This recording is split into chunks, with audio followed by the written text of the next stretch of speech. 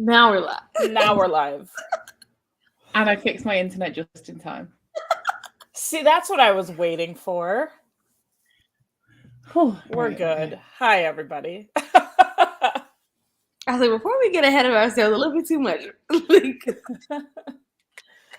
I have too many screens open. Okay. Hi, everybody. We're here. We made it. A couple of people are still going to join us, but welcome back to my channel. It's Cass, whatcassread. We are here today to talk about the third book of the First Law Trilogy, The Last Argument of Kings. Hello. Hello. And everybody looks like they finished it just in time. I'm just looking at Lottie's comment that says she DNF'd at 612 pages. Like, girl, come on. You picked so that close. I feel you. Because it was getting unbearable at the end. So close. Lottie, I have to ask, are you an arrow or are you a water sign? Because you got to be one to DNF at 612. Yeah, seriously, though. Where's my... Okay. In my copy, that's with less than 10 pages left. So, like, that's very serious.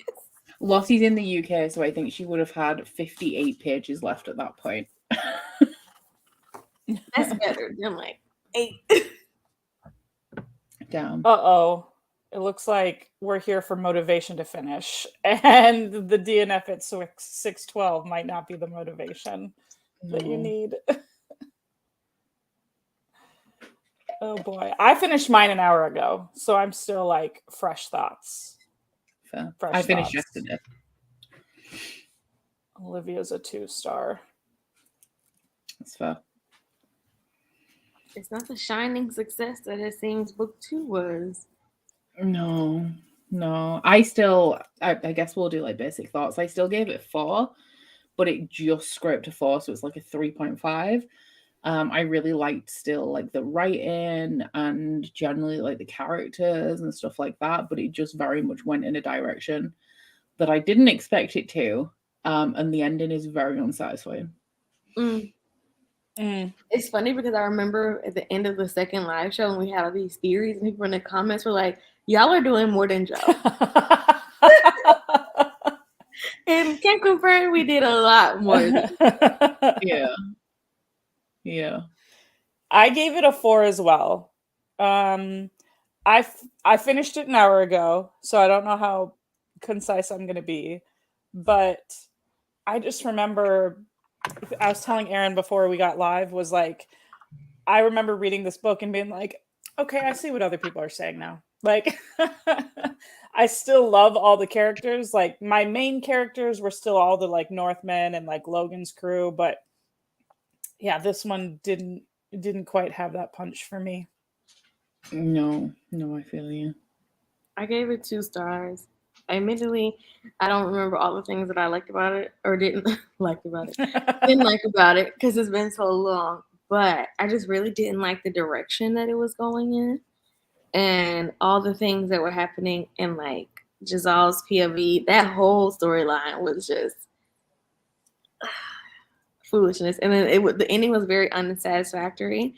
So it's okay, I guess, now because we're reading it and we know that there's more. We're reading that and that being the end. I can imagine how like fuming I would be. Yeah, I definitely feel like, because if you compare it to like any other extended kind of universe like Robin Hood, every trilogy has an end. Like it has an arc that comes to an end and there's more things that can happen, but like everything's kind of closed off. But this was kind of like, it didn't feel like the last book in a series at all. No. Which is wild. I definitely would have been so upset if I was reading this in real time, not knowing that there would be more to follow. Because I was like, even with like 100 pages left, there were still lots of things that I was like, we still haven't totally covered this part. I was like, I don't know how we're gonna do this in the next 100 pages. He didn't, so that's how. Oh.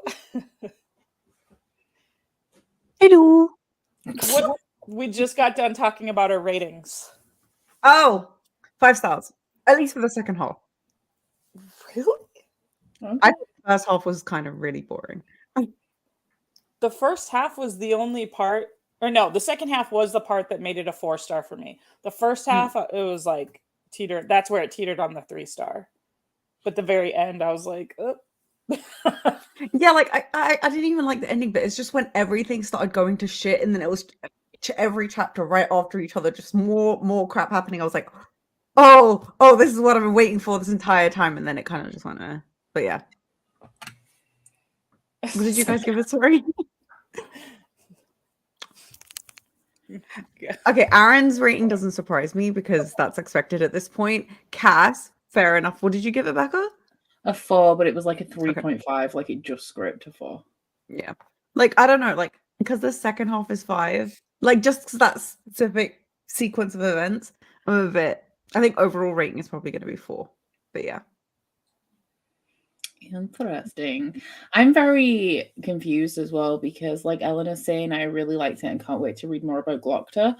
I was under the impression that this was kind of like a generational kind of series, so I don't know. I haven't actually looked at what each of the standalones follow yet. I just know that one is like a battle from like different perspectives. I don't know about the other two, but I know that the second trilogy, or I assumed that the second trilogy would be many years removed from the first one. Yeah, it The way follows that this like left it, I feel like it should continue, you know, like because I like quickly hopped on Reddit after I finished the book, and I was like, what does that ending mean? And I saw like someone quoted like Joe Abercrombie Ask Me Anything, where they were talking about certain characters like showing up in later installments. And basically Joe said that once he's like done a character in a trilogy like this, he doesn't think he would ever do that character again as like a major POV. Like they might show up and be secondary characters like in the background, but they would never be the POV again. So I don't know how true he keeps to that, but that's what he did say. I think, unless it's the short stories, because I think the short stories include some of these people. we obviously know from reading this that he was like heavily inspired by Game of Thrones. So I kind of wondered when I got to the end of it whether it was like, because you know the whole point of Game of Thrones is that they're not following the point of the series.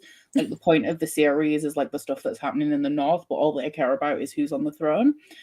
I wondered if Joe Abercrombie was taking that to the next degree. So it's like all of these people and all of these things don't actually matter at all. And then he illustrated that, like took it to the next level by literally making all of these characters kind of pointless. but then, like nothing in the north even mattered that much either. No. Single thing was actually resolved in this book, truly. And at one point it was, and then it kind of unravels all the things that we thought were like stuck. It's because he kept going for that additional like 50 pages. Oh, that last 100 pages was just too much. Like everything wraps up and then it's like 100 pages, and I'm like, okay, but especially because like a lot of the characters' perspectives ended up not having a point. Like, well, there is a point, but then there's also no point. You know what I'm saying? So, like, for it to carry on for an extra 100 pages and not really deliver anything that's like super punchy, like worth hanging in for 100 pages, that was like a lot. I think I have the same issue with this series as I did with, oh my god, please don't hate me, Robin Hobb, in the sense that like I didn't feel like I got a satisfying conclusion to Fitz's story. Like it was a good conclusion for what it was, but I didn't feel satisfied with the state of the world. And it's just like, oh, I said hello. Okay, I'm sorry. It's very cute. Yeah, like I just felt so unsatisfied because it's just like you've just built up, like there was so much building up, and I was like, okay, maybe it'll finally happen in the third book. Then we finally got to the bit where it did, and then after that, it was just like I'm so underwhelmed again. It's just like does dark fantasy always mean that they don't actually have satisfying endings? I don't know. That's the vibe I'm getting so far. I don't think he really took Grimm to the next level in that nothing that happened was good, like at all. but then it wasn't like grim as in like gory. It was just kind of like, this is sad. I actually, yeah, I was very bummed about a lot of stuff in this book. And but I did think that this one was the most gruesome out of the three. Like the torture scenes, I was like, "Ooh, okay." Even the bit at the beginning with the fucking battlements and then the flies with the Falula, like the downstairs bits being all like, oh, like on the parapets or whatever. That shit was nasty. Like the book straight away was like, okay, this is gross.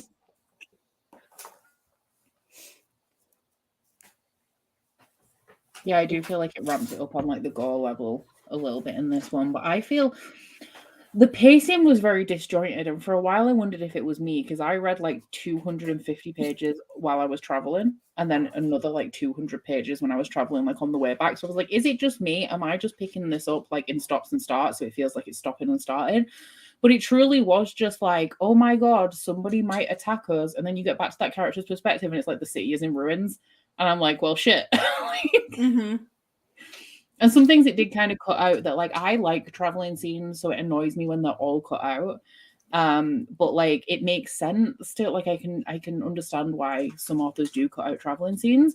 But then the whole fact that like people were invading and then like you just cut and everything's in ruins was just it was a bit too much. Like you had a lot When you cut Joe, if you put traveling scenes in this book after the second half of the last book with traveling scenes that didn't mean anything at all. Well, maybe he was like, you've had enough traveling scenes. Maybe he took the criticism of like, there's too much traveling scenes, and he went, well, you know what? He was a petty bitch. He was like, well, you're not having any.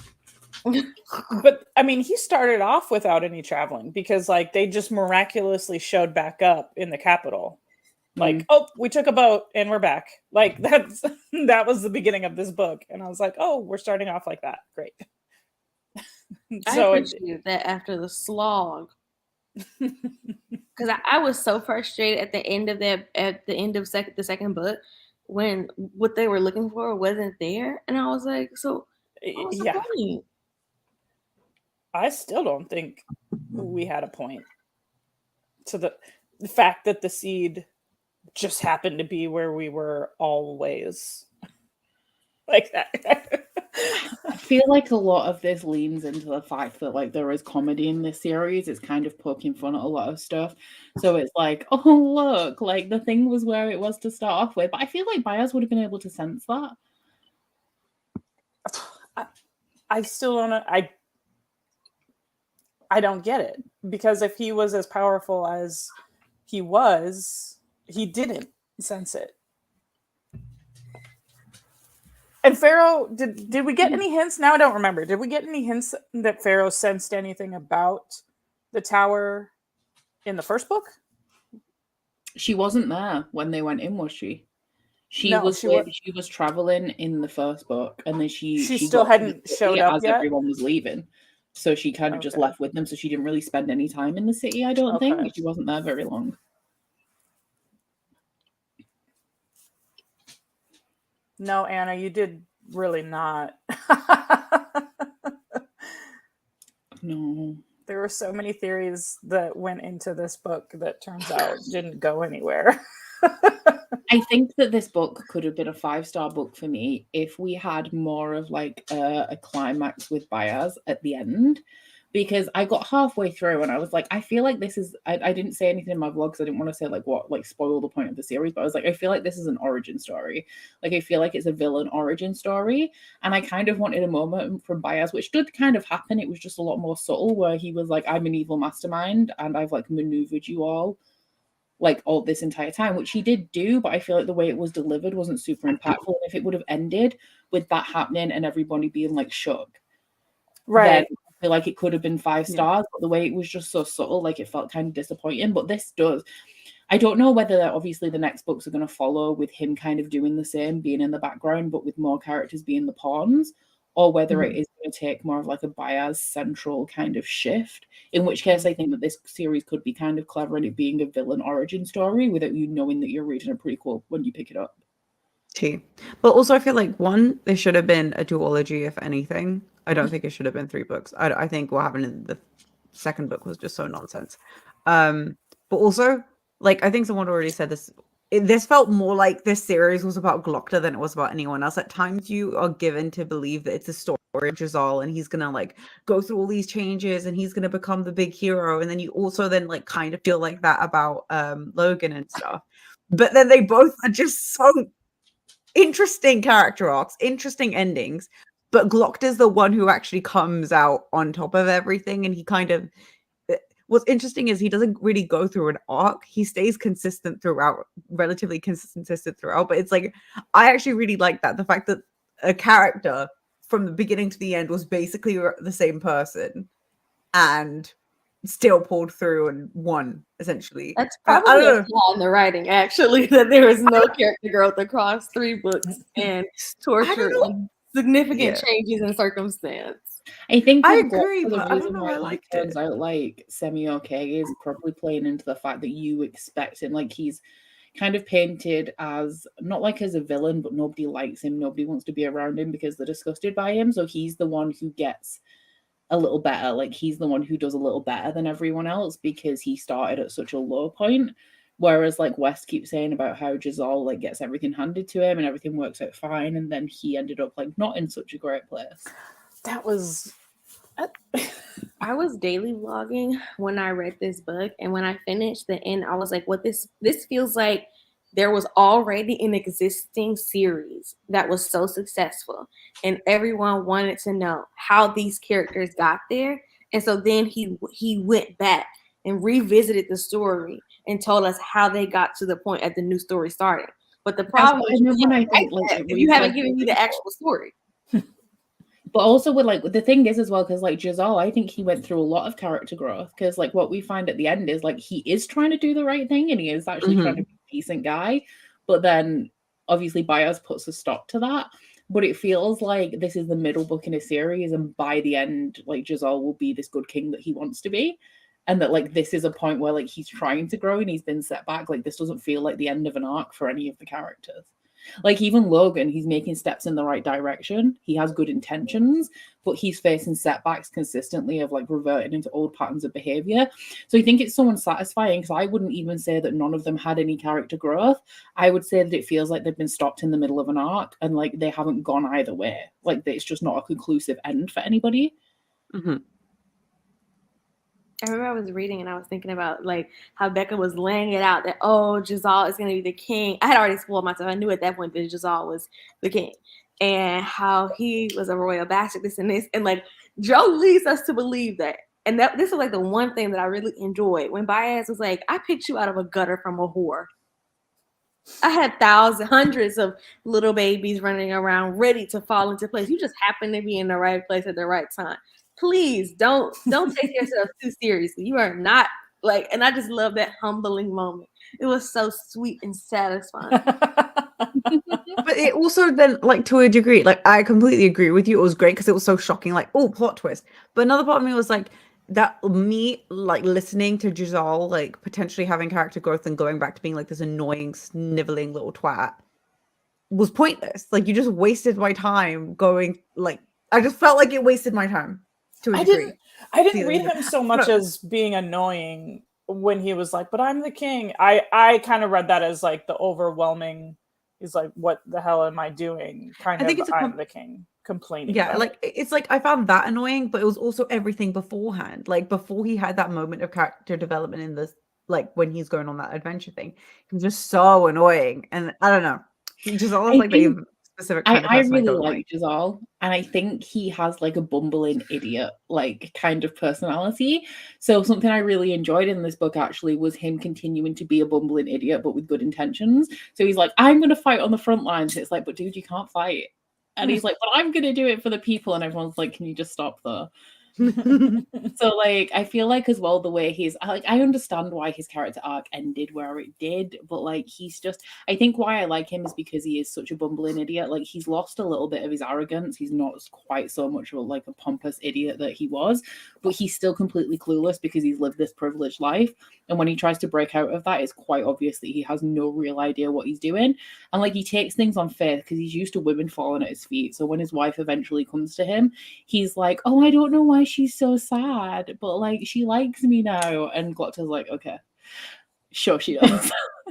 When she was so mean to him, when she slapped him, I just beamed with joy. I love that so much. How cold and evil she was. The cold-heartedness where she was like, you want me to like you, but I hate everything about you. I was like, wow. How dare you touch me?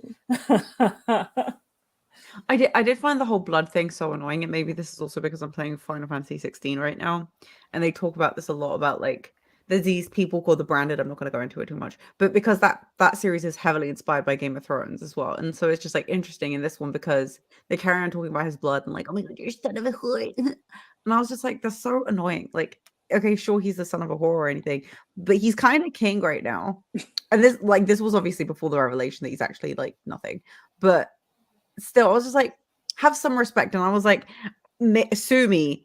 When he backhanded that lady, I was just kind of like, your clan deserved it. Not saying that violence is okay. Yeah, I was like, I really didn't like her as well because like he also didn't want to marry her. Like all he had to say about her was that she was pretty.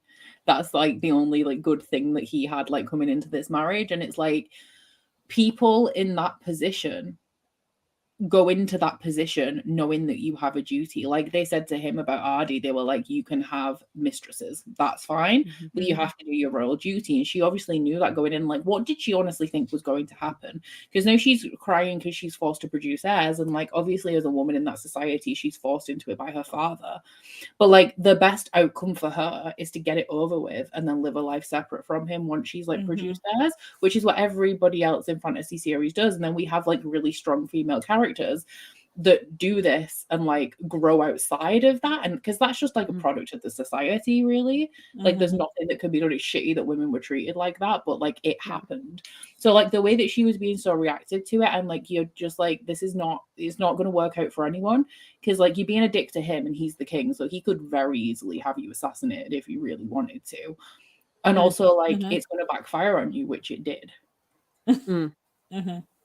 Yes, Jezal is still the king in Age of Madness. Jordan Reader. When I got to the end and I figured out like where everyone was, it was quite obvious that they were going to play a part in the rest of the series, just because like obviously if they reference the king, we know who the king is. I was really upset with Ardee because like in the first book I had all this hope for like how badass she could be, but as the books got on, she just turned into like a bitter drunk.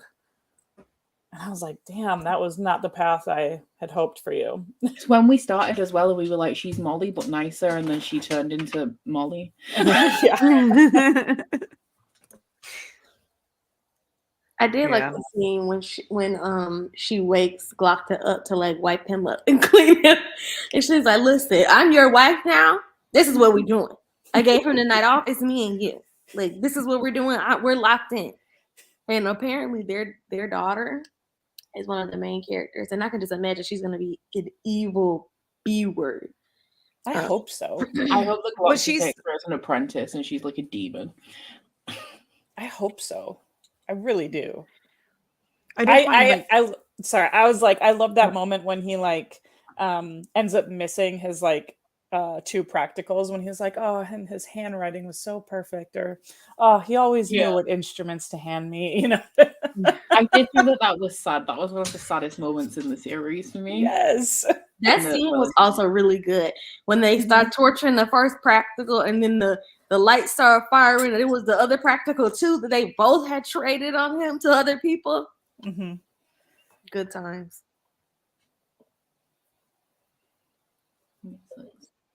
And you can't trust anyone.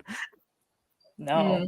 I was pretty bummed out for most of it. I was bummed out when Logan turned into the Bloody Nine and then killed, was it Tol 3 Doro? trees. No, he didn't kill 3 trees died already. Yeah, no, I was thinking T with big man. Yeah, it was that was pretty depressing for me. I was like, oh my god, I didn't even like, I'm so hard for Logan. It didn't even occur to me that like the Bloody Nine could just then turn on your friends mid-battle. I was like, crap. Oh, and when he was like about to fucking hurt Dogman as well, I was like, no, but like you've already done this once this book. You can't be out here doing it to another one. Please chill, dude.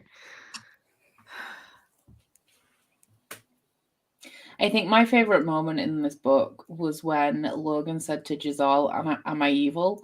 And Jezal says, evil, you're the best man that I know. And I'm like, He doesn't know any good men, so that's not even a compliment. Aaron, don't be rude. I love Logan. My favorite moment was when Galacta walks into his house and he sees Bayaz sitting there and he says, is it vermin or is it bulk? There's two people at the bank. And he was like, both. And I was like, this is what I was waiting on. It was him this whole time. He was everywhere. He was doing everything. I'm like, yeah, that moment just sticks out in my mind so clear that like he has been the architect of all of these various things going on. And honestly, to what end? That's the thing, he's playing the long game, but like I don't know what he's trying to achieve, and I don't really understand what he did achieve. Like he's combined all of the powers together, so like the powers of the three original guys, which was Juven's, the Maker, and I can't remember who the third one is. He's combined all of their abilities. Oh, the other one touched the other side, wasn't it? Or was the Four Brothers? Four brothers, but one didn't have a power, so he made And he's one. the one who made the demons things. So like he's combined the three powers together. But for what? Because then he's like, well, there's no magic in the world, so we're trying a new tactic. But tactic for what? I think that would mean more to me if like this is the third book in a 5-book series, and it's like, oh, we're gonna find out more, and there are gonna be more answers, and we're gonna see whatever the big picture is. But based on what Joe has done, the synopses that I've read of the other books, I don't know that we're ever gonna get that story again because we're gonna move forward in time. And if he doesn't focus back on a POV, we might not get Bayaz doing his things. I feel like the point of this series as a whole is Bayaz, and he's the one thing that's going to remain consistent. So now I guess going into the next books, we assumedly know that Bayaz is behind everything. So we have that extra bit of knowledge. That's my assumption. I actually like have no idea. I don't know. But He it just so seems to thoroughly me- like just I don't know. I don't want to say I'm like disappointed, but he just so thoroughly let me down in this one where I'm like, I don't know. I give up on him. I don't give up on him, but like I give up on theories because I'm like, you didn't do anything, these three. No. I was all hype on theories, and turns out you're like, there's actually no theories. Yeah, this is like a very depressing book for theory crafting. It doesn't. I feel like we can have like, okay, the main thing that I got from this series is like, you know how at least for what we like all the books we've read previously, there were discussions on character studies. We could have discussions on lore bites as well as where the characters are going to develop and relationships are going to change, etc. In this one, it just felt like it was about character studies. Anything that we like held on to from a fantastical standpoint or whatever the fuck was either incredibly predictable or just like wishing there was more. I just found it incredibly lacking in those regards. I don't know whether Joe Abercrombie's point with this series, it feels kind of like reductionary when we're talking about the fact that he is a fantasy author, but it feels like the point of this series at this point at least is to poke fun at fantasy as a genre. Is there a point though? Let's ask that question. Was there actually a point, or was he just hanging out on the computer? I don't want to theorize because like I've been disappointed, but I feel like the point is the war between Bayaz and the other guy whose name I can't remember, who didn't die in this. So I think that's the end goal of the series. It's whichever one is the leader. Is he the prophet in the Gurkish army? Khalul, maybe. Or is it Mamoon? I think Mamoon maybe he's like number 1 or number 2. I thought Mamoon was the guy who showed up in the middle of the Agriot and that he blew him apart. Or I know one of them died, but I'm sure that there's 2 of them, and I assumed that the point would be the whole point of the series is that Bayaz is playing a long game with this guy, and that it's like the war between them because somebody definitely escaped from that. Yeah, I mean, yes, I can see that. I totally agree with that. I'm just like frustrated that for all of the long game things that Bayaz had in place for this book, that it was like, oh, so that's how it's going to play out now. It was very, very simple when the reveal came. So that led to me being like, wow, you didn't really wrap up anything. So we've got the girlfriend turns out she's like a non-dead thing that they ended up destroying. And then, leading Jezal onto the throne, that just kind of happened. And then killing Bethod, that ended up being too simple. Like everything ended up being too simple. And so it's like, I agree with you that I think that is the main conflict. But I don't know how we're going to become invested again when he like made it too simple. I think that after that last 100 pages, he mentioned multiple times that like because magic is dying, they're gonna have to think of new tactics.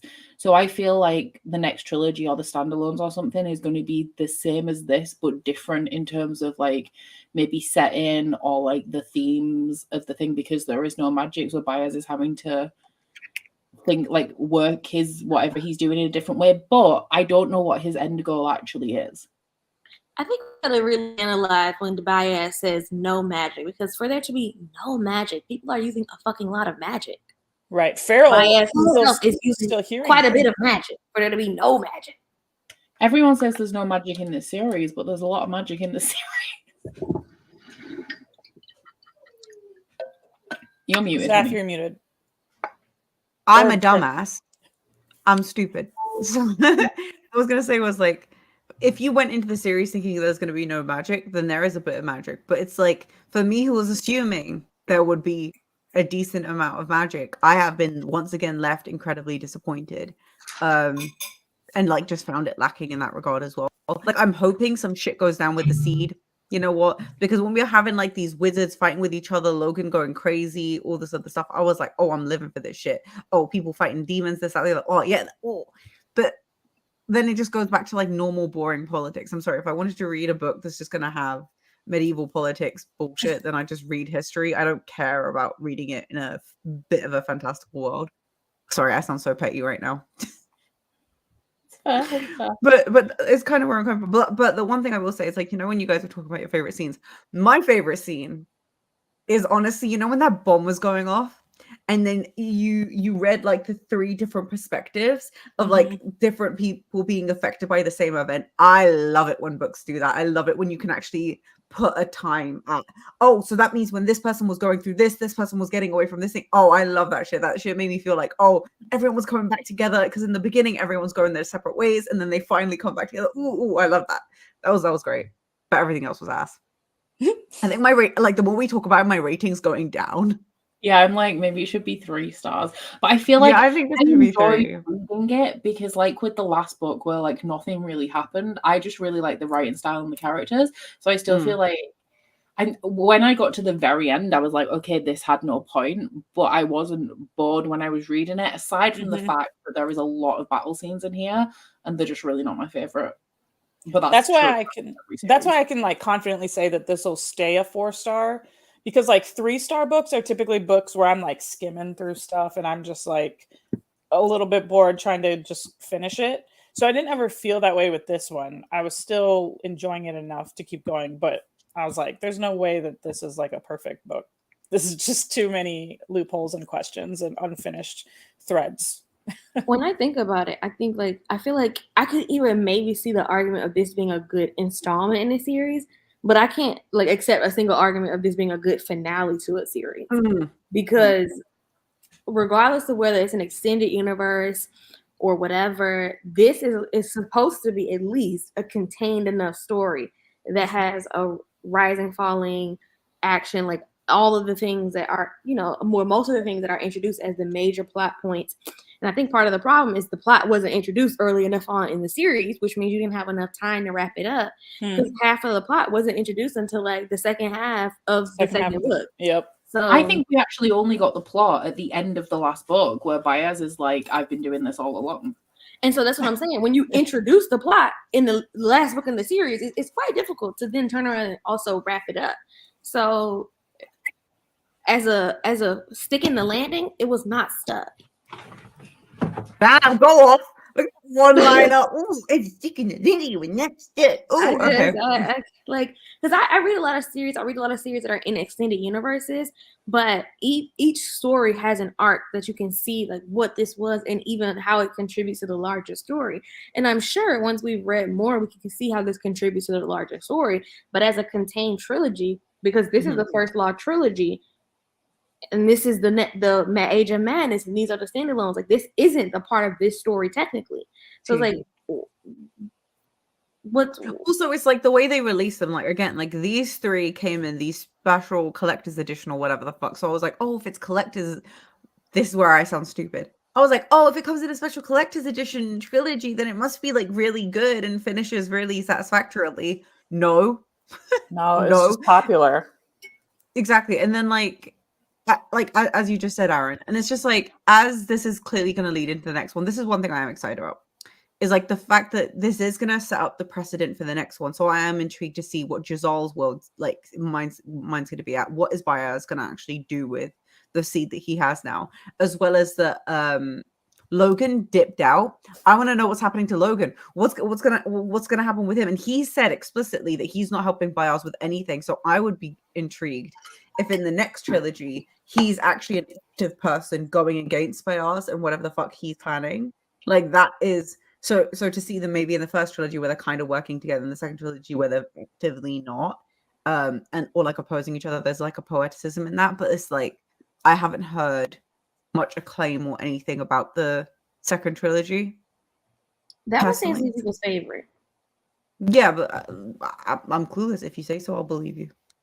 What was that, Zaf, that you haven't heard anything about it?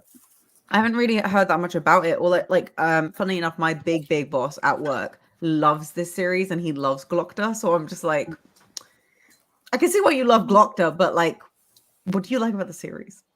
I thought that I generally hadn't heard much about the second series because it only finished in, was it like 2018 or something? So it's like relatively new. Mm-hmm. But also, whenever I hear anybody talk about this series or First Law in general, I mainly hear them talking about, like, I never hear somebody say, oh, I love this character that I've never heard the name of. It's always like, I love Glockta. So that is because, like, I'm assuming either you hear Glockta or at most Logan. I never hear people talking about anyone else. But I think that also comes from a lot of people who maybe have only read the first book too.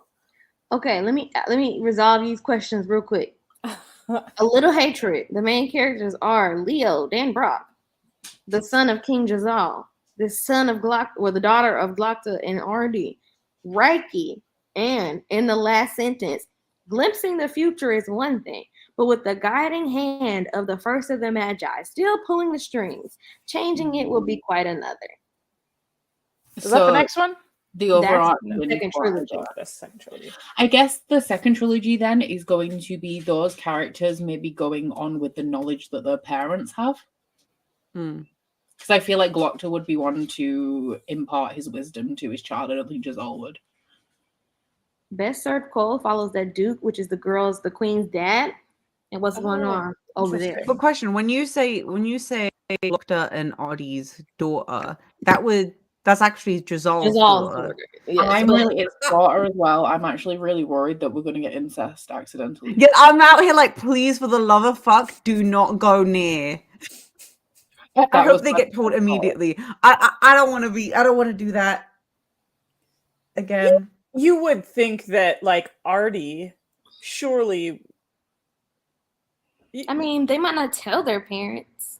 Oh no. The point is as well, like, the point is that nobody's supposed to know that the kid isn't Glockta's. That's true. Otherwise, but like, Ardee would die. While the kid would die. But there are people that know. The point of Glockta marrying her, yes, was so that people wouldn't bring their threats in question. But they already said that people, were gossiping about it. But is it really? I was about to say something so stupid. I was like, is it really incest? No, like, it's not like incest if they didn't know. It's like one thing if they know. They're related. I'm not saying it's not incest. I'm just saying it's not like sister. still fits No, the I'm just definition. saying that it's not. No, listen, hear me out. I'm just saying it's like, I'm sure if they found out, they'd be like, rather than like, oh, we're gonna carry on. I'm hoping. I don't know. I'm hoping too much. I've put way too Oh, much So you're hope. saying I'm sure I've read a accidental book where incest that is happens. less than. But it's I'm the saying model. it's like, you know how you hear stories about people and they'll actually find out that they're siblings or something like that, and then it's just like, but they Well, yeah, weren't raised together. It's still incest. It's just you can't Yeah. blame them for it because they don't Yeah, know. yeah. That's what I'm trying to get at. And I'm hoping it's not even that. I hate that our minds went there. That's how we know we've been really fucked up by the shit we've read. But I'm just gonna pray that doesn't happen. Yeah, it's like a reverse Mortal Instruments because I was like, I'm sure I've read a book like this. Yeah. Cassandra Clare. Oh yeah, because the thing is, they were siblings, but then they actually weren't siblings. Someone else was the sibling who was actually trying to do incest, and it's just like, okay, ma'am, you have a fetish. No, she does. It's in every single series that I've read from her, and even like a short story. That's why I don't fuck with. Well, to be Cassandra honest, Clare. considering I like her books, but considering originally it was incest fan fiction, she definitely has a fetish. yeah. It was Which is- originally incest. I just want to say, safe space. If that's what you read, we're totally fine with that. We just don't want to read it. I mean, I was rooting for Cersei and Jamie, honestly. Okay, that was like but that was good character development and building, and it was mostly me rooting for Jamie to get a happy ending. Yeah, my fuck Cersei, issue what with dumb bitch. Cassandra Clare is that she puts relationships in YA and makes them desirable relationships. So, like, I've read The Mortal Instruments, and then I've read a short story where it's a girl and her step cousin, and then I've read The Infernal Devices as like foster siblings. So Yes. it's like incest adjacent. Yes. So like she just stepped away from incest and made it incesty, but not actually. But because it's a recurring theme, is why it's a problem. Because it's like you clearly have a fetish and you're putting it in books for teenagers. Yes. And if you're gonna put it in a book, just tell people that's your trope. That's your thing. Just write an adult kinky romance where Just like write it. can go. Like at this point, your main readership has already grown up. You might as well just like. One thing I will say though, don't sue me, please don't sue me. This is gonna make me sound so bad. I feel that if people are not raised together, like if you have older teenagers, like if you're gonna put a 16-year-old and a 17-year-old, and they weren't raised together, and they are not biologically related, and now they're step siblings, I don't think that's as bad as like raised together. Step siblings. Does that make sense? Please, please. No, but like it's like boom. I mean, oh I'm shit. that show The Fosters, and that was pretty much the plot. I just sound so bad. I swear I'm not into this. She was his foster sister. I have an arc of her adult fantasy, which the only thing is as well, I do actually really like her books, but it's just every time I find the almost incest, I'm like, stop it, please. Yeah, at this point, please start writing adult and like have a trigger warning on the back. So here's a question: is it the incest that keeps the magic alive, though? Like Lannister kind of. I know. I think it's because they were Lannister so fucked up. And I think it worked. It worked in that situation. Okay, it doesn't. In Cassandra Clare's case, it's simply because it's appealing to that trope and that unbegotten, really disgusting place that some people want to go into, and that's fair enough. But I think for the Lannisters, for Cersei, because she had that prediction made by the witch, and essentially like she carries on trying to get approval from her dad. For her, it was like completely opposing him and actually taking control of the person who the father like mostly cares about out of all the siblings. Like one's a dwarf, he doesn't care. The other one's a woman who's going to be used.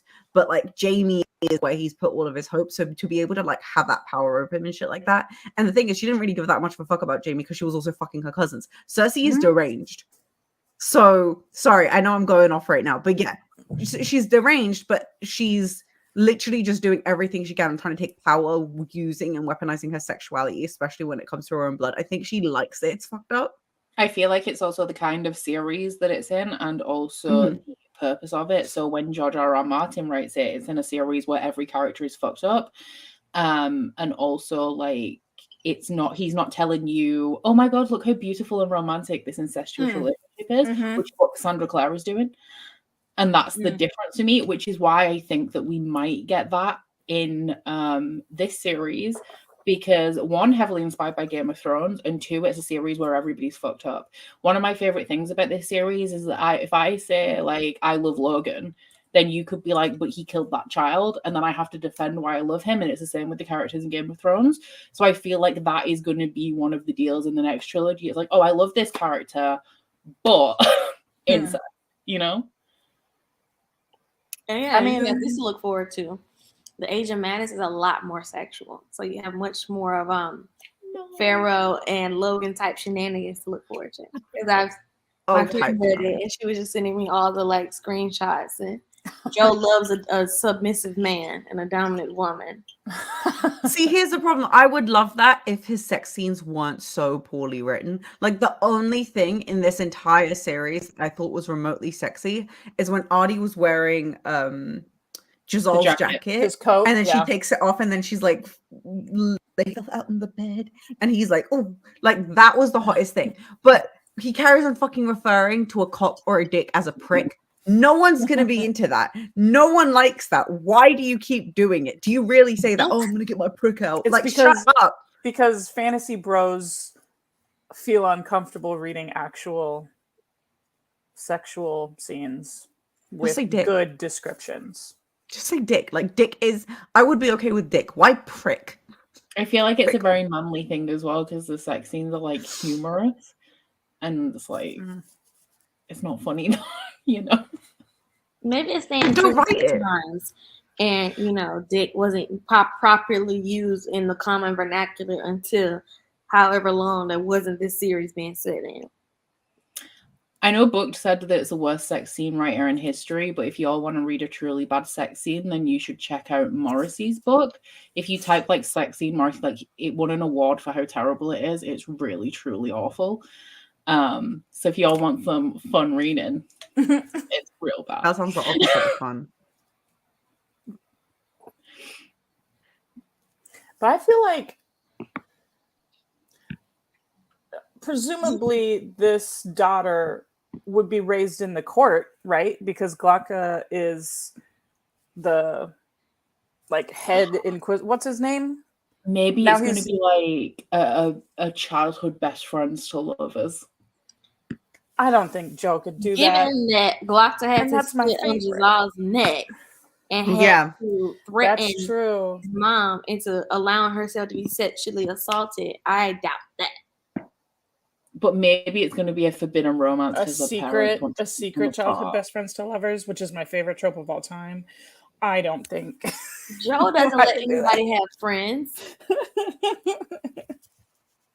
Yeah, yes, Archlector. Yeah. So this girl's still gonna grow up in the court.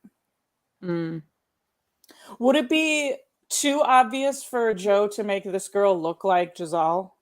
Well, to be honest, considering she's going to be the child of Ardee and Jezal, she's going to be beautiful. Considering at least how they like describe Ardee and Jezal, like, but like his hair color, they care on talk about how beautiful and pale and golden his hair color is, which isn't something I'd think. Like, Ardee has dark hair, and I think the way I imagine Glocka is also with dark hair. So if she had light hair, even though it is a recessive gene, but like just enough, like tongue in cheek, just enough where she could look totally like Jezal but with dark hair. Or people say they look like siblings. She's a girl as well, so she would take after her father more than her mother. Guess we'll find out. Is that a theory? Is that how science works? Is that like a thing? Yeah. Is that how science works? That's the thing. Girls tend to look more like their fathers, and the boys tend to look more like their mums. It's like my my uncle and my aunt are like that. Like, my aunt is the spitting image of her dad, and my uncle's the spitting image of like his mum. Well, my son is my twin. Yeah.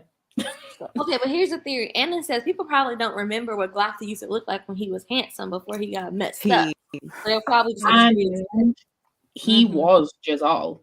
Essentially, he was very handsome. Everyone said that he was really hot, which I'm excited. Somebody said that one of the short stories in Sharp Ends is like the prequel of Glocka, and I'm excited for that. I am excited for that.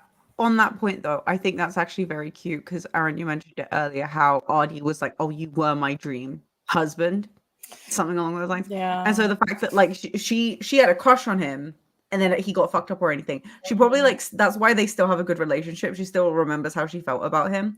So it's like the love that she has for him, whether it or not it really has that sexual romantic nature, it is something that kind of goes beyond the physical boundary. Which She did say something kind of real like. shitty about him though. She said, I can't remember who she was talking to, but she said like even though he's grotesque, he's kind of grown on me. I'm sure that was her. Because Go he's off, one queen. person who feeds into her nasty, evil spirit, and he doesn't mind it because he's got a nasty, evil everything. Oh, stop with the gum licking. Like, I'm really, like, anxious about my teeth in general, so having Glockter and then Ardee licking his gums, like, no gum licking. I didn't enjoy Glockter it. makes me... Glockter, every time I feel like, let me skip the floss, I think I'll be okay without the mouthwash this one morning. I'll be like, no. I think about him and I'm like, no. Like, yeah, so do we assume that, like, West dies? I don't even care about West theorize. You don't care. I do care. I was actually pretty bummed about that ending for him. Me too. And it just, like, also happened so quickly, too. I was like, wait a second, what? Because he's like how, because he came from like a poor family and he was the one person that was like allowed to rise up through the ranks because he was good at his job. So then it kind of sucked that he's the one, but then it feeds into, because like I feel like in books in general, we always like root for an underdog and things like that, and the books make the underdog like rise to the top, whereas this is like everything that happens is exactly as you would expect it to be in real life.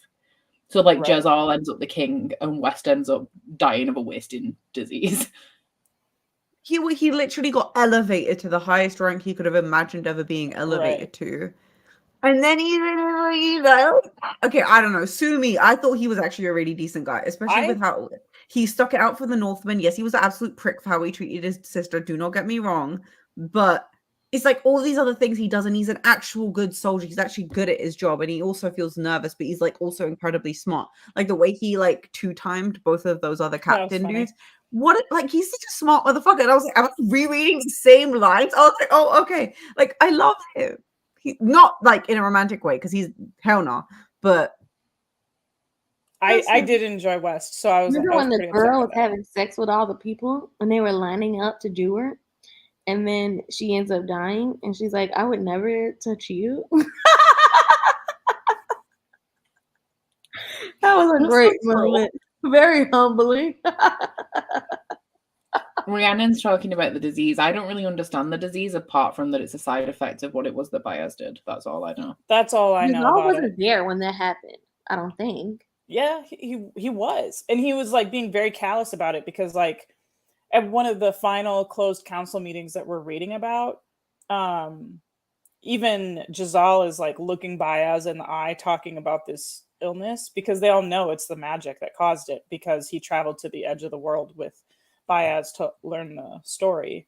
So like every person that encountered Bayaz, it was like Logan, Pharaoh, and Jezal all kind of like confronted him about it, and Bayaz is like, I literally don't care that this was a side effect. And Molly's saying actually it's like radiation poisoning. I wonder if that's what it is. Like some people who were in the city at the time and were so close to the magic had a bad reaction to it. Maybe we'll see generational effects then. That's why we're having a time skip as well. So like the initial bout of how it would have affected people and people who would have died from it, like West, they're already gone. But now we're going to see that, like, if there's potentially any other generational effects and generational trauma because of the wasting or whatever. Because at the point it doesn't seem contagious. Because I feel like it comes on quite quickly. So if people were catching it, like, you'd know. And nobody seems concerned about it in that way. They're upset because people are dead, but not because everyone's dying.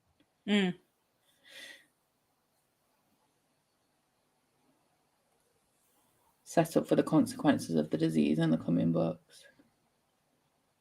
I just want to know what happened to Pharaoh. Pharaoh just went off to kill people, I think. Her and Logan didn't get a proper...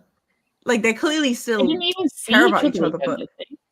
No, I think Logan saw her when she was hearing voices, and so she, like, wasn't really lucid to have a conversation with him. Yeah, they didn't really get a proper conversation. And so he just was like, okay, bye. Because he Which went is to weird find her. considering exactly, which is interesting considering she kept thinking about him and he kept thinking about her. So it's like Oh, Audrey said, I really hope Pharaoh isn't pregnant, but I have a feeling she is. I feel like she could be as well. I hadn't thought about this, but considering it's generational. but also if Everybody else she has kids. what if she also, like as we just said, like if it's a contamination thing, what if her baby's contaminated? He's already a berserker. Can't be no worse. And she has the cold hand from the seed as well, Mm-hmm. which might pass on genetically. Given that the mom would be Pharaoh and the dad would be Logan, honestly, there's nothing worse that can happen to that child. What if the seed is what caused the illness and it's now passed on to Pharaoh, but in a point where she spreads it, she doesn't have it? Because she's off back to the south, I think. She left anyway, so she's going further into the world. I feel like it was like a side effect of activating the seed, but the seed is now contained. So I think the literal spreading of the seed is like when you activate it again. But are you saying because it kind of like imprinted on her Because that of her she's now? hand, because she's got, so maybe she spreads it. But she also is like the one that's kind of part demon, so she might be immune anyway. Because like that's probably why she could touch it in the first place, because she was immune to its power. I feel like they weren't sorry, I'm looking at the comments and people wondering how much time had passed since Pharaoh was lost with Logan. I feel like it's only been a matter of weeks, really. Or everything, or maybe a month. Well, there is one scene where, do you know where they wrap up the battle in the north and then they have to travel to the Union? I think that they say that it would take them a month to get there, so at least a month passed between them leaving the north and getting to the Union. But obviously, it was only a few pages. Pharaoh would kill that baby. That baby gonna slow her down on her revenge mission. Do you? Is she What do you her think? revenge? I just Was feel there like any too much point? time. Oh, so maybe the seed contaminated the baby as well. Maybe she's. Are we gonna have another like mystical pregnancy like Molly? Oh God. It's been just 'Cause that longer took than forever. Ardee would have been pregnant. That's a good point. It has just been just longer since Ardee. But Pharaoh doesn't really talk about her periods, so we don't know. Maybe But she's not Ardee keeping was track of it. starting to show. So But- Pharaoh should be but- further along, and I think that Pharaoh, her description is that she's quite slim, like very thin, whereas Ardee's like curvy. So you'd think it would show on Pharaoh quicker. Well, then again, it could just be a straight up demon baby that's not you. Sorry, Adam? I think we're overestimating Joe again. We didn't learn our lesson after the last. Yeah, no, yeah, you're right. I'm thinking way too much of this man. No offense, Joe. Hope you're having a lovely day. I want to talk about the end, like the very, very end, because do we think that Logan is still alive because he's always still alive, or do you think the point is that he's not still alive? Oh, he's alive. He escaped. No, he fell out of a window over a cliff into water. But that's how he had a book started, started. and he survived. Yeah, but he survived then, but that's the point, because his whole recurring thing is like still alive. And it's like, is it not a joke, but is it like a thing of like he's been still alive this entire time and now he's dead? Or is he still alive because he's always still alive, you know? I think he's still alive. I think he's still alive. I think he's still alive. They're not gonna like. I'm sorry. If he was Literally gonna die, he was everyone gonna is die. That like there was so many opportunities for him to actually properly die, and I think it's meant to be symmetry. I think Joe Abercrombie was trying to be poetic, and he was like, oh, I'm gonna end the book the way it started. Oh well, I'm so big brain. I'm so smart. That is a good point. What is an epic fantasy or grimdark fantasy when all the characters still alive at the end? Huh. That's actually, I'm surprised that none of the main characters actually died, because I expected with how kind of like generally depressing this series is that people would The die. Northmen like, were main characters in my heart. I was very sad about their No one was deaths. even named. No, to be honest though, it would have been nicer at least if some perspective characters died, so we could switch. Like they would switch who the perspective characters are. You know what I mean? I thought for sure we'd get like, I thought before the ending ended the way that it did with Logan like running out off of the cliff, I thought for sure he was gonna die before that, so that way Dogman, like we Yeah. could follow Dogman a little bit more closely. Well, to be but- honest, I wanted Dogman to die so we could follow another one of the Northmen. Yeah, West is the only one that we seem to assume has died. And even he didn't die per se. Like we just He's gonna die off screen. West is going to die. Oh no, he did die, didn't he? Didn't we just have a said that he, perspective like- from like Ardee towards the end, like right at the end? It just said that he like, sorry, I'm eating. He just like collapsed and started coughing or something. Because then all the knights around him. I thought that he Called did like for an aid. almost flash forward, and he was dead. He had a heart attack or something. I thought Ardee mentioned it kind of offhand about him dying, but I don't know whether she mentioned it or Glockner mentioned it near the end. Like He But did I die. don't He had know. like a heart attack or something, is what Marley said. before the like epilogue-ish thing. Well, that tells you how poor the Yeah, writing 'cause was. that was You all couldn't even Logan. be certain that the man died. Go off. Aaron has thoughts. I'm surprised you didn't give it a 1-star, honestly, with how much you hate it. Honestly, I should have, because it was such a chore to get to the end. Oh my god! Hey, you can change your Goodreads Did I rating. give it a 1-star? Let me go check Goodreads because I might have. I don't think I did though. Okay, so on page 654 is when he collapses and he gets taken out of the room, so he's still alive then.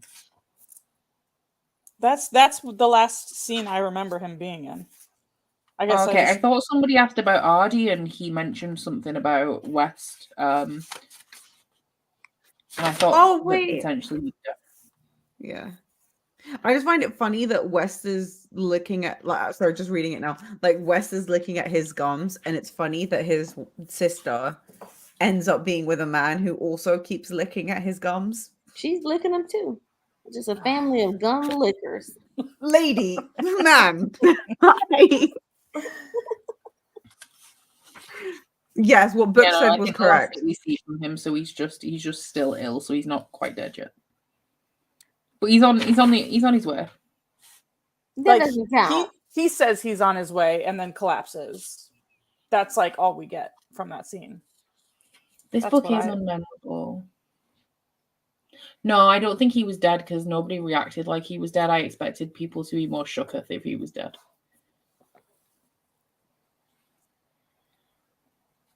Ardee is surrounded by people who have no teeth. Another question that was like, we could have had more. Well, they explained where he got his Oh, he was written bits. on. Yeah, he Mhm. was written on, and half of his skin and stuff is skin from. Was like protected from like the other side. Yeah, like the blue stuff is from like the other side, and it was whatever the fuck. But it's like we're not really gonna see another person like that, I imagine, simply because so much like magic is leaving the world, blah blah blah. But seeing as they fucked around with the seed, and the seed is in Bayaz's possession, and depending on what he wants to do with it, I feel like we're gonna have magic come back. Fingers crossed, because that would actually make. I things thought that interesting. was the point of the series, but Bayaz seems to be counting it out, and he's like, it's gone. We'll just find something else to do instead. Then what's he gonna do with the seed?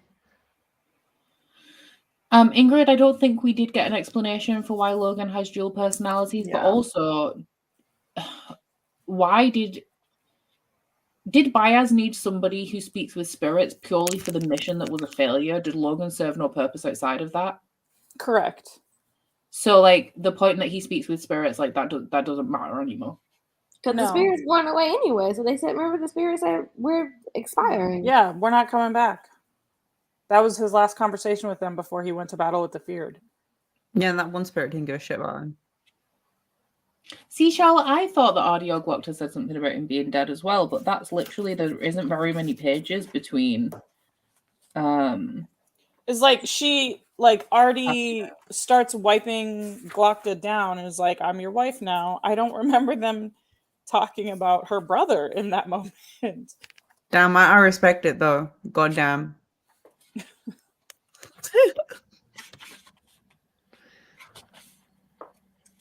I know. I'm probably going to be like thinking about, is he dead all night and trying to find a line or something. He probably is. And regardless, after a time skip, that motherfucker is dead. What did we say Beth Served Colds about the Queen's dad? Yeah, the Duke of Monrovia or whatever. Oh yeah, cool. Oh, we haven't even seen him either, which is interesting. So I feel maybe we'll get Granddaddy's more gonna of be Bayaz something. there because Bayaz paid him off. Oh, Hannah said it's before the last scene with Weston, so he's not dead because then we see him afterwards talking to Glockter and then he passes out. So he Yeah. will presumably be dead soon. So again, nobody But they even did say- dies. They did say that the disease doesn't kill everyone, but they don't get better from it. So Yeah, don't you like- think it's funny that he's literally going to end up like Glockter? It's so sad. I'm like really Interesting bummed that out about it. Him, because if the cycle completed, it would be Jezal. Because Glockter was Jezal when he was younger. Mm. Wes eventually dies from the sickness, but he's not dead at the end of this trilogy, Okay. according Did to you the just First look it Law up? Wiki. Aaron, which one are you on right now? The First Law Wiki. No, First Law. I meant book. No, I meant books. Oh, I haven't read Best Served Cold yet. That's the one I've been holding out hope for because it's a revenge story, and I'm like, ooh, you know, people always told me that the first series didn't really have much plot, and it's kind of hit or miss. But beyond that, you know, so I mean, that's I what haven't everybody watched it. was saying, but I don't know. This one was like, for me, and it's so hard because I loved the second book, so I don't know what happened. I don't know what happened in this third one. He left me hanging. Audrey said about how much control Bayaz had with Logan winning the North. With Logan now serving no purpose to Bayaz, I don't know whether he did have any influence in it and whether he didn't care. Because, like, Logan, he kept Logan alive because he needed his power, but apparently he doesn't need that anymore. I'm But that was interested in the powers of the people and how they're going to manifest. So if Pharaoh is pregnant, what is Pharaoh and Logan's child going to look like when they both have powers? So didn't we talk about this previously? How we thought that Logan being able to split his personalities is literally because like he has a connection to the other side, and that's where he's getting that crazy ability to switch from. But there is also the point that he could just be a berserker. He could just have rage blackouts. It might not be magical at all. But they're like some of them. They're kind of inhumanely like they don't make sense. They Like do, though, he was being crushed to death, and motherfucker was able to like get it back. The Like only get the fight back in his favor. I feel like it because does they make killed the sense witch. that it could just be rage blackouts because he always breaks at the same point. It's always when he's about to lose or when he's so riled up in battle that he blacks out. So I feel like it could be just like an emotional trigger that causes him to black out. It might not actually be magical in any way, which is why I want answers about that, because I'm like, but I feel like it's supposed to be ambiguous. It's supposed to make you think like, is this magical or is he just like somebody who has rage blackouts? Yeah, because he can speak to the spirits, though. That's why they've kind Joe's kind of made it feel like it has to be something more, because then it makes a bit more sense that he's more linked to the magical world. Then again, I could be reading too much into this too, because like the last scene that we see with Logan and Dogman was that he basically says to Dogman, "You knew what I was when you followed me, and you followed me anyway." So I don't know if I'm reading too much into that, but it could be a hint at that. Whether I think I just took Logan that to saying mean that, he's like, a bad Dogman, man or like, a berserker. I feel like Dogman is like consistently blaming him, like, you killed this guy, you did this, where he knows that he has these rage blackouts, whether they're magical or not. So it's like, that's not going to change. Like, why would you expect it to change? Because he's not a bad person. He's not doing it because he's a bad person. Like, it's outside of his control.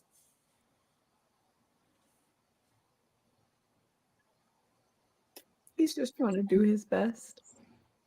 Oh, it triggers him when he gets hit on the head as well. When he gets hit in the head, really?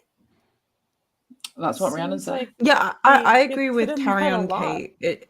It does seem like it's something where like he gets possessed by something magical. But if it is a matter of survival, in my head, I would think that there is something that is within him, which his most base desire is to survive and eliminate any threat.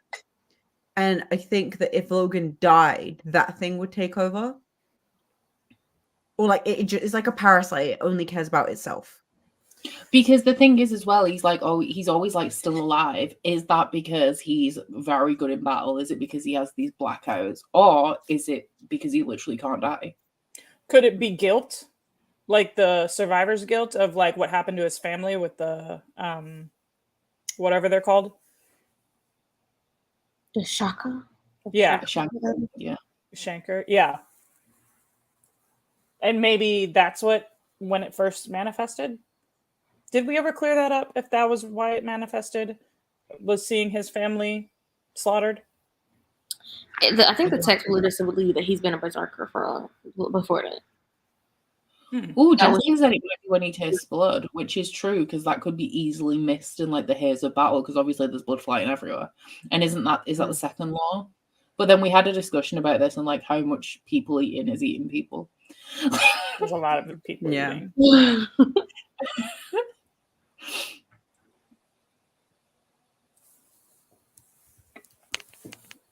Interesting. I feel like it could just be like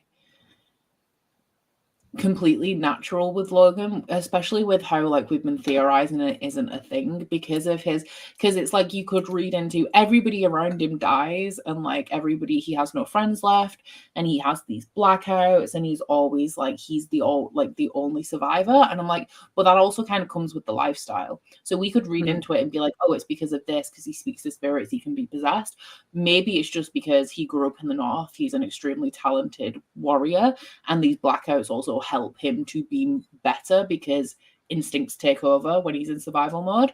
So I feel like it all could just come down to the fact that he is a Northman and he's been in a lot of battles, and that's just everyone around him dies and he doesn't because he just happens to survive, and it's just the life that he lives. I think it's more that because the series has been very adamant about how there is no magic in the world, and the magic that we have seen doesn't seem anything like that. Like it's magic of like what you can do, not necessarily magic of like who you are, unless you're an actual magi or you're one of those people who gets those powers after you've eaten people and broken the second laws and things like that. Because even when people talk about Logan, they're like the Bloody Nine is like the best warrior, whatever. He was able to beat X, Y, and Z, all these other things. So I think he really just is that good of a warrior, and he has very strong survival instincts. And part of that has to do with when he feels like his survival is at risk, he almost like turns off his morality and his humanity, taking it back to the Vampire Diaries, turn off his humanity switch, and he just does whatever is necessary and cuts down whoever's in front of him. Best Served Cold is not a novella for the people in the chat. It is a full-length novel. It's like 600 pages. The Sharp Ends is a collection of short stories that take place at various points throughout the First Law universe that follow a variety of characters. Best Served Cold is a standalone novel that is a revenge tale.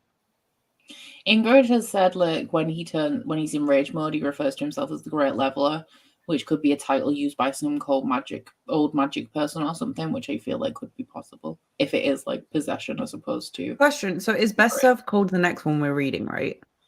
Yes. Do you think Farrah's going to finally get her revenge? It's set 10 years after, and I don't think it's in the area of the world that she wants to be in. It's part of the union. Any of these characters. Huh? I don't think we're going to see any of these characters in there, but like it's a completely different cast. I think Jezal will definitely be referenced because the main character you said is the Queen's father. So I feel like there'll be some connection between like him and his daughter and the king. And then maybe Glotcher as well because he's so high in the... I think the next 3 books are all going to be like not in Adua.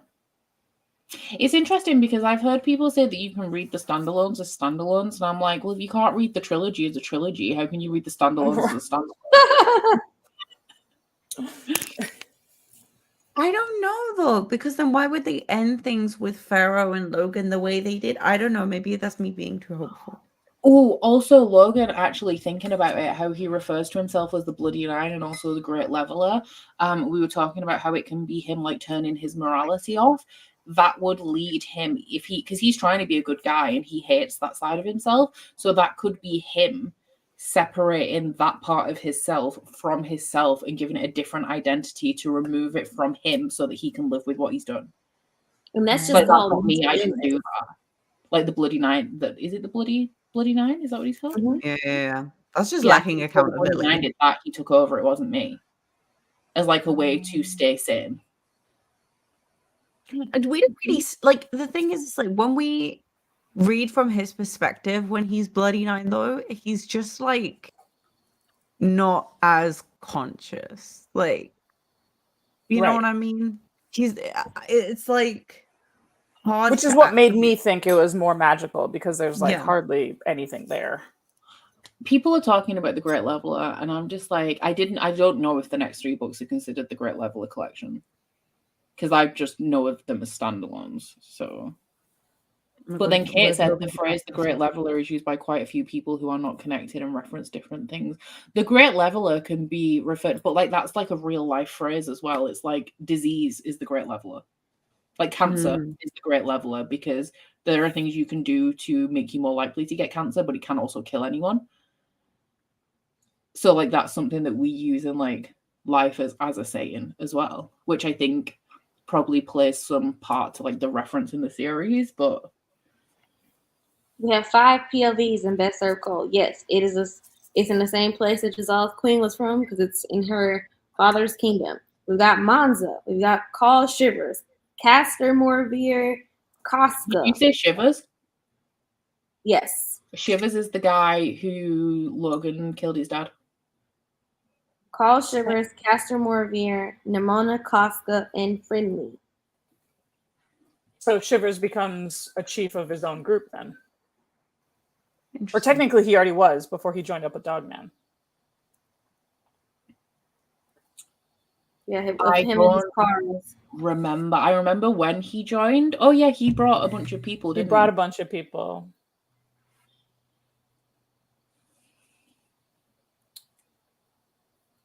Shivers and Costco. Yeah, I like Costco. How were we introduced to Casca again? Like, I know what Casca did in this book, but I was like, I don't remember his first appearance. Wasn't he the one that the woman hired to be her mercenary, and then Glockta bought him from the woman in Dagoska? Yes. And then he turned against her, and that's how Glockta won. Yes. Okay. Yes, thank He you. reminds me of Dariona Harris. Yes. Specifically the first actor that played him, not the second one. In like appearance and like personality as well, mercenary, you know. I don't remember what the first one Yeah. looked like.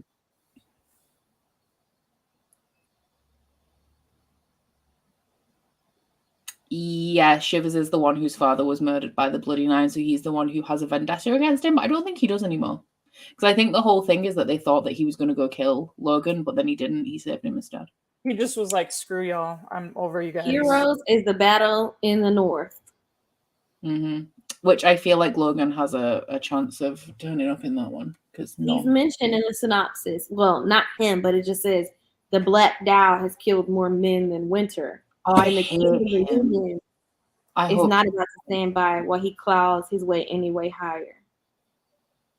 I feel like Dogman's going to be so pissed off after what happened. Like, I want to see Dogman's reaction to what just happened with like because fucking... he's been left in the Union on Logan's orders. He On doesn't want to Logan's be there, and no Logan. Yeah, but I mean, like, when he eventually finds out, he's probably going to be like, are you fucking kidding me?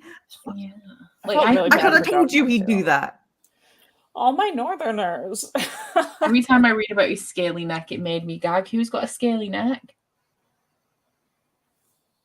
So yeah, you're dealing with that one. And then let's check Red Country. Red Country seems like it's going to be a Western, and that really upsets me. Just because it's called Red Country. Especially given how you felt about Air 2. Stop it. I still haven't finished that. Costco has a I have one more book You in there can't too. finish it until you read Rhythm of War. And at this point, you got to reread Stormlight. No, I am going to reread Stormlight. I'm very excited for it, but I just need to read book 3 of Era 2. I'm going to be real with you, Chief. On this subject of Brandon Sanderson, I actually feel so disappointed now. After talking to you guys and actually going through my feelings, I'm like, I want to read some good adult fantasy. So I think I'm going to start reading Brandon Sanderson instead. I have his first trilogy. I think I'm going to go read that. Like, Okay. That's good. According to Shivers, Red Country takes place 10 years after Best Served Cold. Okay. And we follow Shy South. So she might be a bastard of the South, if they go with that same naming convention.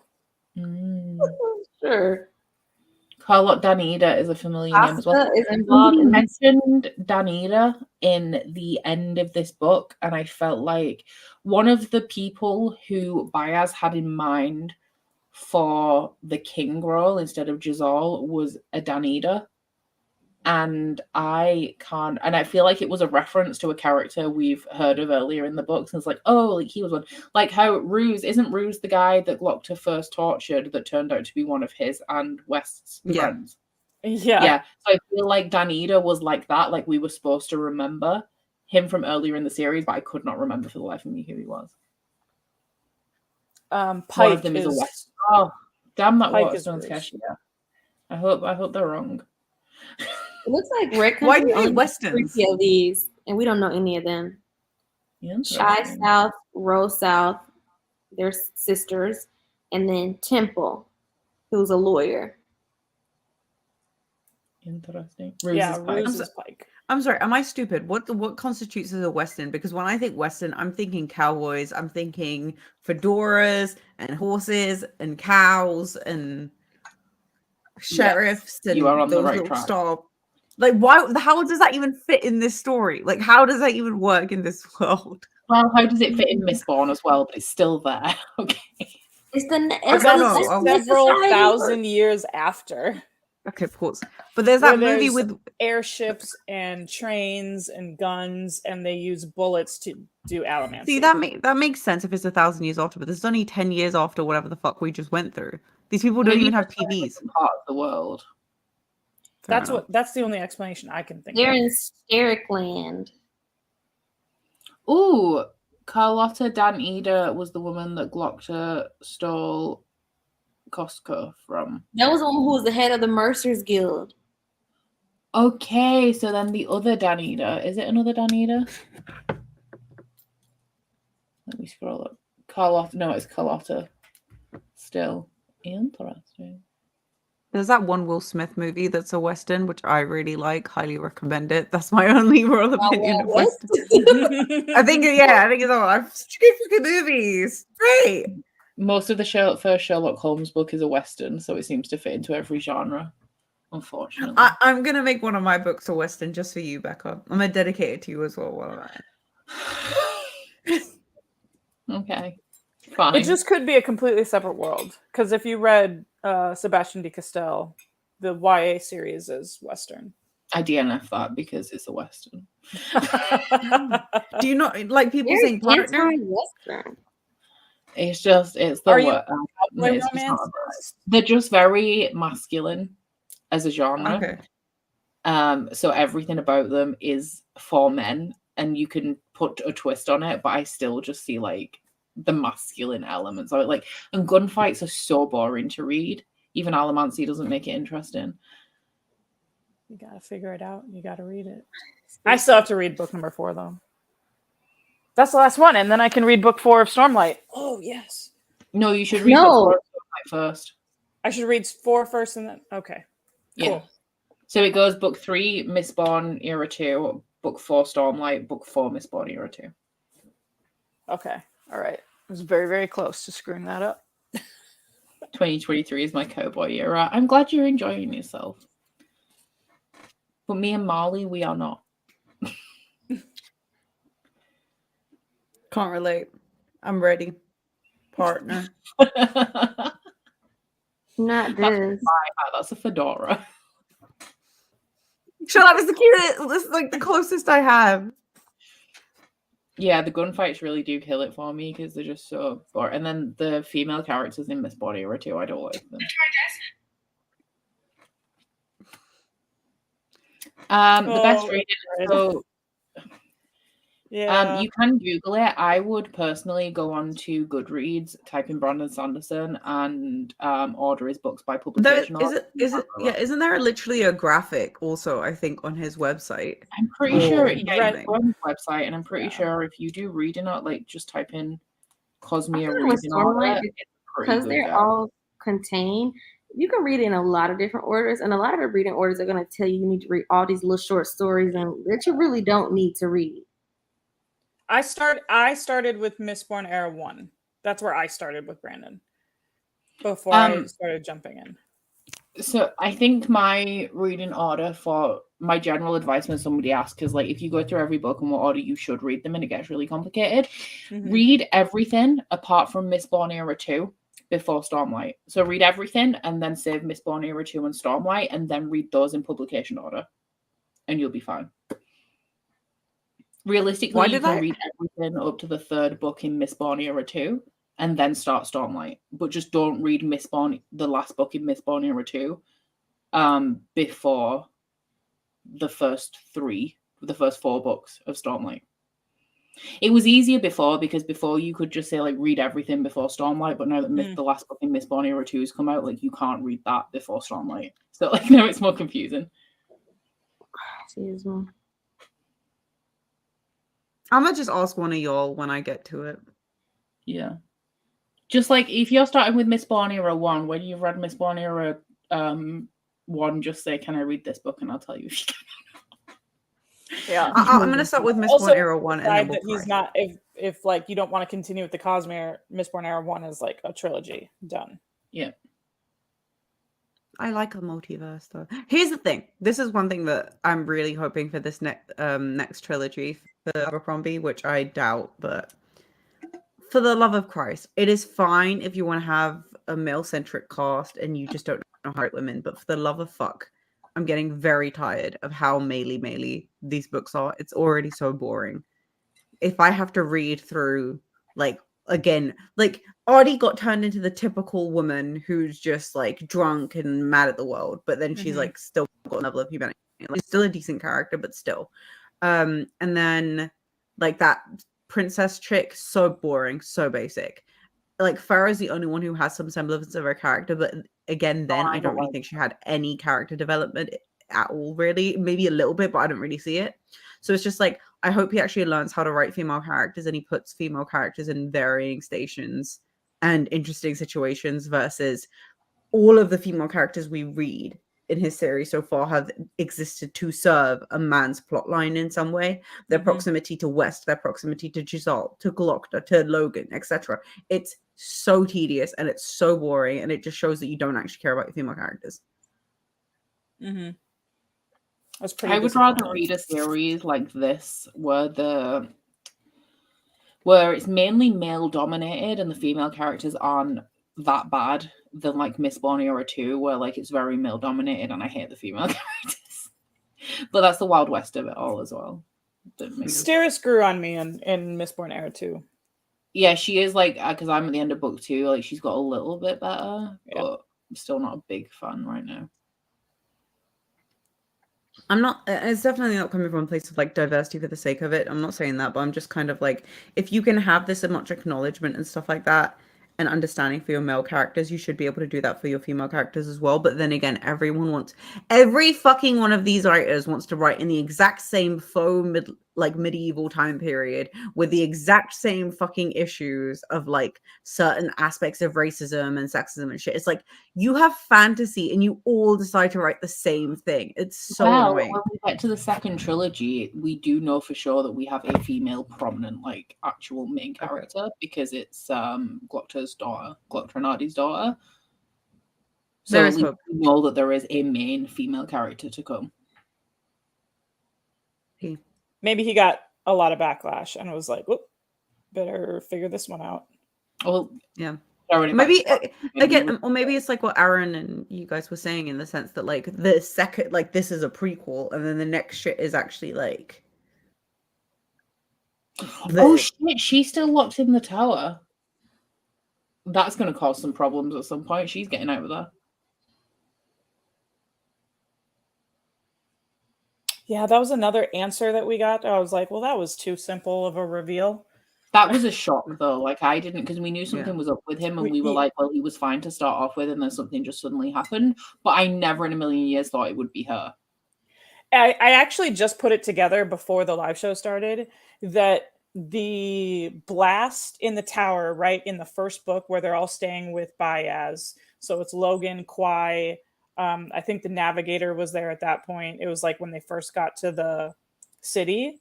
And then you remember Glocka was investigating what happened with the blast in the tower. And they mentioned that there was like really cold and a woman there. I think that's when it happens. I think that's when she killed Kwai and took over his body. Wasn't there a body in the bushes as well that Glockta was investigating? Or am I thinking about a different book? It could. Wasn't he investigating murders and he was like, somebody's dead in the bushes? Because that's where she said that she killed her or left her. I think that's when it happened. I do think it's weird though that the concept of changing your face only appeared in this book, and then a lot relied on it. But apparently it had been happening the whole time. Yeah. Who was Morovia again? Is that his name? The councilman was somebody else. Oh, it was is it Yulway? Was it that one? Yeah. Which was really obvious because Glockta was like, interesting how he was just dead and he stood right there. Well, I feel like, I'm not gonna lie, what I would love to see is if Ptolemy and like the other motherfucker, like them stuck in the tower, they'll like form an alliance. Like they don't die, they're just imprisoned, and then they form an alliance because they're stuck together for like fuck knows how long. I think that'd be really funny. I think because Idlebrit says that it's another female character wasted, I think she's definitely coming out to play and that she's going to play like a main part in, because like she's not dead and it's very clear that she's just locked there, and like it would be too weird for her to just be locked and there. The fact that Bayaz is just like, fine, locked, whatever, I'm going to carry on now. Motherfucker, like what is his motive? Like what, like, okay, cool, we get it, you're controlling the world and shit like that, but like what is your actual motive now? Because I don't understand the point. Like she clearly has some capacity. The ghost that looked like Logan's wife that haunted him, that came in through the top of the tower, and Bayaz didn't see it. Remember, some ghost floated into the tower room that Bayaz was staying in. Oh no, he did see her. In book 1, they were in the tower where Bayaz was staying when he was a guest. He probably only saw the apparition, but I think that's when it happened. I think that's when she kills Kwai, and that's when the blast happens too. Yeah. Wow. Damn. So it's like, I guess the whole point of getting to that ending and finding out that that's what happened to Kwai, and Logan being like, man, all that effort I took to like save him, and then it literally was like he saved him and then he was dead, but we didn't know that until this point. So I was like, that's how I feel about this third book. It's like, wow, it was all this effort for this. I kind of want to touch upon one last thing before we wrap this up, but is Bayaz the bad guy? Yes, 100%. But what about the other guy? He's not doing some good shit either. Like all of the things that his people did to Pharaoh in the name of the prophet. But I don't think there can be a good guy among these. I think there's multiple bad guys. Yeah. And they're just fighting against. Like Bayaz is kind of good in the sense that he's stopping the demon people from coming, but he's still a prick. And then the other guy is still a twat for his own reasons, but maybe he had his, I don't know. Everyone sucks. I'm just wondering, because I think the point is that everyone sucks, and the point is that there's no point, because we established quite early on that there's like no heroes. Like even the good guys or like the main POV perspectives are not good guys. They're not heroes. So like I feel like it being pointless is the point, and that's something that we're just going to see over and over again. Like we're going to follow this struggle between these two guys that we don't, not that we don't care about, but we don't root for, because they're both bad guys. They're all dark gray. They're all almost bad guys. But like, say they're both bad guys, one has to be better than the other, but which one is it? Is it still Bayaz or is it the other guy? Like the one stopping the demons. And I think that's why I still like Bayaz. I think we're on the side of like, we don't want the other side to cross over into the world. So like who's ever stopping that is the side that we're on. But the way in which Bayaz is going about it, he's still not a good guy, because he's still very power hungry when it comes to discussion, because it's like you can argue about who's the good guy, and it all depends on your matter of perspective, like which one is better, because like neither of them are good. I don't think there are any good guys.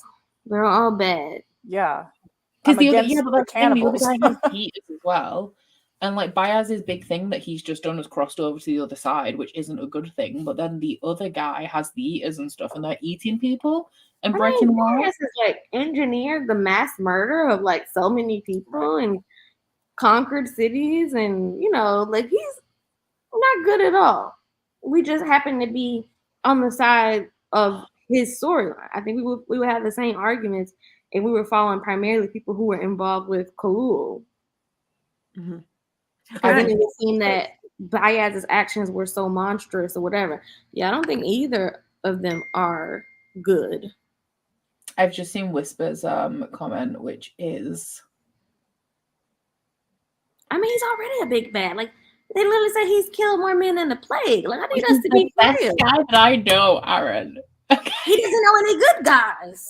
That was such a bummer for me when he just like turns around and stabs Volduro in the neck. I'm still emotionally not over it. Well, if he doesn't mean to do it, is he a bad guy? Is he any That's- less dead because he didn't mean to? That's Logan's central inner battle. Becca is a Logan apologizer. Oh no, I am. Jezal as well. Jezal's too stupid to know better, so I feel like he needs to be like given a little bit of grace. And Logan, Yeah. he doesn't know he's doing it. He does. No, he No, He don't. doesn't know when it's about He to take doesn't- he's over. not He can't doing it control on that. purpose. He might He not know when he's a actively doesn't want berserker, it but to he kills happen. plenty of people when he's perfectly sane. Yeah, but so does everybody. deserve Well, it. not everybody, but characters in does books. That's just something that we I just accept. want to go back to book one where we were talking about how everyone is bad. The only one that was good is West, and then he goes upside Ardee's head, and then he's bad too. And now we redeemed him. And But- I was like, Logan isn't that bad. He only kills his enemies. I feel I like Logan redeemed isn't that West. bad. I feel like Logan has the best intentions out of all of them, and all of the things that are bad about Logan are things that he's not consciously doing.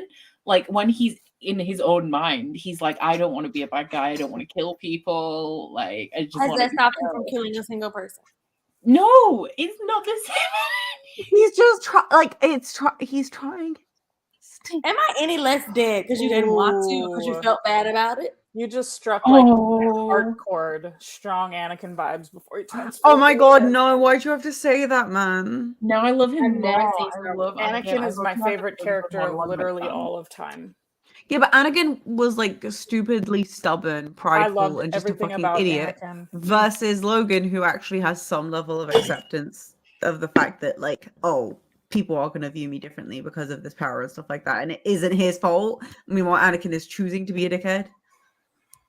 No He's offense. being lured by the dark side. He's not choosing. Well, the dark side can suck my dick, okay? Because it's still it's a choice to be lured versus He Logan's gives being- into the temptation of the dark side because he wants to save Padme. yeah, but whatever, and then he ends up whatever. I don't give a shit. Okay, stop being an apologist for it. Okay, But at least I with go Logan, he straight up. doesn't I'm know. like an Logan apologist. doesn't know. He's Anakin's freaking- reasons are much better than Kylo Ren's, whose reasons are my mum and dad are so famous and I want to be bad like my granddad. Yes. That's literally his origin. I hate Kylo Ren. Yeah. I like it for the angst and the drama, that trilogy, but like, I haven't. If I can I've only erase watched that the from first my one. memory, I would. But I have yeah, that knowledge. the of that prequel trilogy. series is my favorite, and that monologue about sand, cinematic gold. I don't like sand. It's so cool. We're not saying episode 2 was the best cinematic adventure of all time. But I will I say think he that's my looks so favorite. fucking fit. He looks so fit with the long hair. Oh my god! Do you remember okay, we were teenagers at the time, so we're allowed to say this. But you know, Harry Potter and the Goblet of Fire. Fuck the turf, but this is not the point. You know how when Daniel Radcliffe had like that slightly longer hair, and like Anakin also has a slightly longer hair. I love it. I love it.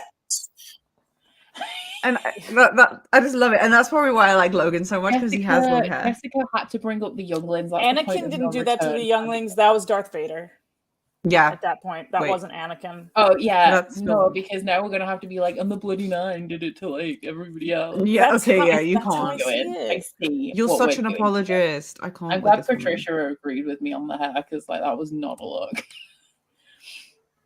Wait. No, I completely disagree. I love a man with long hair. Okay? I'm so So do tired I, of all but these like motherfuckers that. with the same short hair. It's yeah, I'm not saying the way it was. Like a look not- of the year, and it Wait, was are you saying Anakin's long hair was bad, or are you saying Daniel Radcliffe's? Daniel Radcliffe. Daniel Radcliffe's. was awful. Yeah, but my point is, it looked more interesting than his stupid normal short boy haircut. That shit is He had a bowl boring. cut. He had a bowl cut. He did. Yeah, but who cares? not a It's good still one. Not Okay, a but 90s one. it was still better than the fucking shit he then rocked in the final movies. Like that shit was I'm way really too short. That was the mullet. Mullet. I've had a mullet. Don't take fashion advice from me. I could see you with a mullet. Thank you. I might cut my hair like that again. I actually kind of want a mullet. Miley Cyrus has brought it back and it looks good. Too. But with really long hair. My hair is just not gonna do that. It's not gonna cooperate. I would not. I don't style my hair enough to have a mullet because I need to style it all the time. But it. Yeah, Goblet of Fire is the one where no one had a haircut. For sure. Yeah, exactly. So again, that's what was weird to me because it was like all of them had the long hair All at the time. of But them to had me, bad haircuts. I also remember though when that movie came out, it was also at the same time where everyone in secondary school was also like all the boys were doing the long hair thing as well, and I was like, this is so perfectly timed for the British youth of the day. That movie came out when There I are was a some freshman in people- college. That love this book because I actually a message just came through in the Discord from someone called Ash who only had 60 pages left but didn't finish it in time for the live show because of mental health. But she says I've been loving it and hoping I can finish it tonight, considering it being one of my first 5 stars of the year. So Oh, Really, Ash? I'm love glad that for you, though. I'm you. really glad for you. Happy for you. I'm really, That's so good. Can't relate. I wish that was me. Oh, I had so much hope. I can't believe I came in saying, "Oh, 5 stars at least for this section," and now I'm like 3. I'm still staying strong at 4. yeah. I love that for you.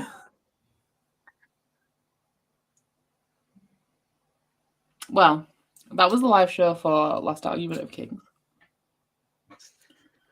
Yep. Best Served Cold will be September. I'm happy for you, but I can't relate. Best Served Cold live show will be September. I don't know when because every live show for this series is on the months when I have a holiday booked. So It's funny you say that because I'm also going to be in India. Well, then maybe we should do it in August. Yeah, let's have this conversation. No, I don't think we should. August is in 1 week. What if we do it at the end of August? Look. Took me Do a you while know to how finish big my this. TBR is? I'm not Yeah. even telling you. Like, a bitch cannot. A bitch cannot. Zaf, how long are you away for? So I'm on holiday from 14th, my birthday, for basically the last 2 weeks of September because I'm moving after I've been to India for a week. So we will tentatively set the live show date right now. Or will we? I need to get my other calendar up. We will We're doing tentatively great. set the live show date for the 3rd of September because I'm away on the 10th, the That's my 17th, birthday and the weekend. 24th. And that I will be out of commission. Maybe we should do the last week of August, like That would You're be the paying- that's a 27th. month. Ugh. I mean, I could That's do 4 it. weeks away. I've got nothing going on. We at could that do a time. Saturday. Oh, that's still Aaron's birthday weekend. That's Labor Day weekend. That's a long weekend. could you do the 9th, Becca? Is the book after this one the one that we're doing in 1 month? Because then we could do it the first week of October, like the 1st of October. That's my husband's 40th birthday. Well, can But you we tell don't him to have parties planned yet, and he said he doesn't want to party, and it's a Sunday, so who parties on a Sunday? We could very well have the party on the Saturday. Okay, well, we'll see what happens. This one ended up awkward as well because Cody flew to Italy today, which is why Cody's not here. So we'll see. Did Ashley quit? Did Ashley quit? Was she like, No, "I'm fucking Ashley done"? was actually speed reading the book, and then she's not well today, so she couldn't make it. But Okay, she actually, I valid. think she either finished it or got very close to finishing it in time. I just remember her impressions the last time weren't too happy either. I want to know what she'll think about that. Probably not That happy. very, very last I'm scene. waiting for the Goodreads review from her.